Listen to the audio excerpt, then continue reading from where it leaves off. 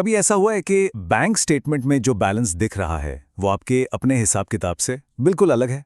ये एक बहुत ही आम पहेली है और आज हम इसी फाइनेंशियल मिस्ट्री को सुलझाने वाले हैं। चलिए एक जासूस की तरह पता लगाते हैं कि क्यों हमारी कैश बुक और बैंक स्टेटमेंट अक्सर दो अलग-अलग कहानियां सुनाते हैं। तो इस मिस्ट्री को सॉल्व करने के लिए हम क्या करने वाले हैं? पहले तो हम इस रहस्य को समझेंगे, फिर दो अलग-अलग कहानियों की पड़ताल करेंगे, कुछ सुराग ढूंढेंगे और फिर इस केस को सॉल्व करेंगे। और हाँ, आखिर में ये भी जानेंगे कि ये जासूसी करना इतना जरूरी क्यों है। तो सबसे पहले, आखिर ये पहेली है क्या? सीधी सी बात है, एक ही बैंक अकाउंट के लिए हमारे अपने रिकॉर्ड्स और बैंक के रिकॉर्ड्स अक्सर दो अलग-अलग बैलेंस दिखाते हैं। अगर ऐसा हुआ है तो भाई चिंता की कोई बात नहीं।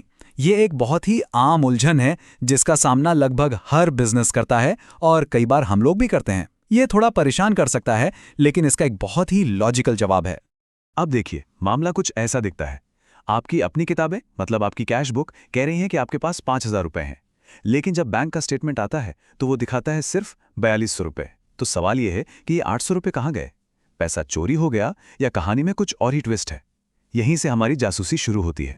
इस पूरी गड़बड़ी की जड़ पता है कहाँ है? वो इस बात में है कि आपके पैसों का हिसाब दो अलग-अलग जगहों पर रखा जा रहा है। एक हिसाब आप खुद रखते हैं और दूसरा बैंक रखता है। समझ लीजिए कि एक ही कहानी के दो अलग-अलग कहानीकार हैं और दोनों उसे अपने-अपने नजरिए से बता रहे हैं।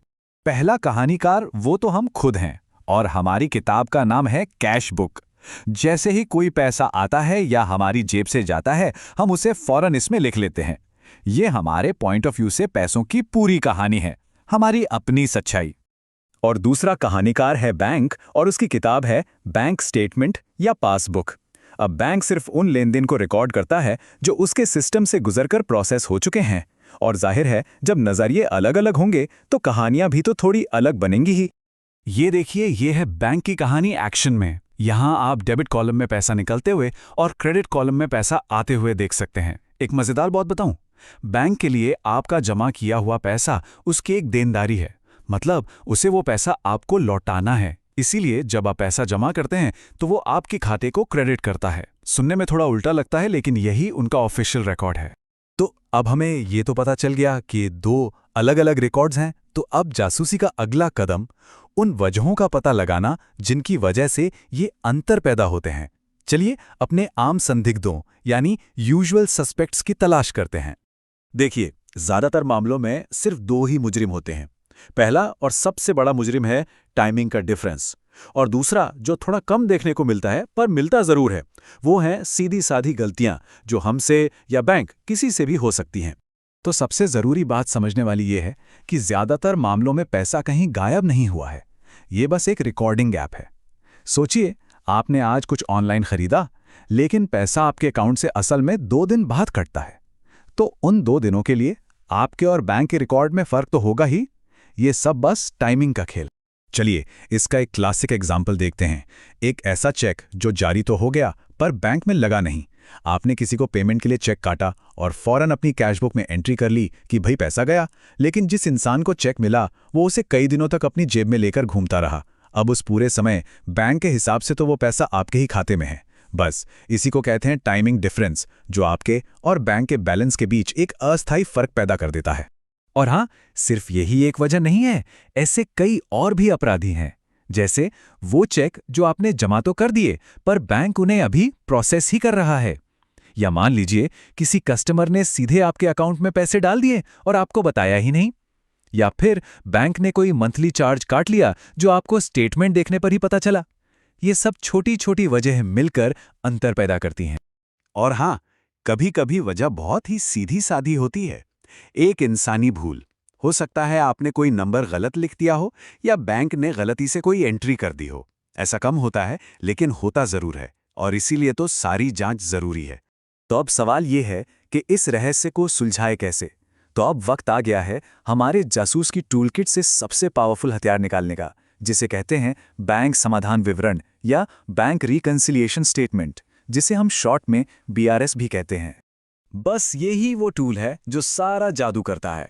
ये एक ऐसा स्टेटमेंट है जहां हम अपनी कैश बुक का बैलेंस और बैंक स्टेटमेंट का बैलेंस लेते हैं और फिर एक एक करके उन सभी वजहों को एडजस्ट करते हैं जिनसे फर्क आ रहा है, तब तक जब तक दोनों बैलेंस बराबर ना हो जाएं।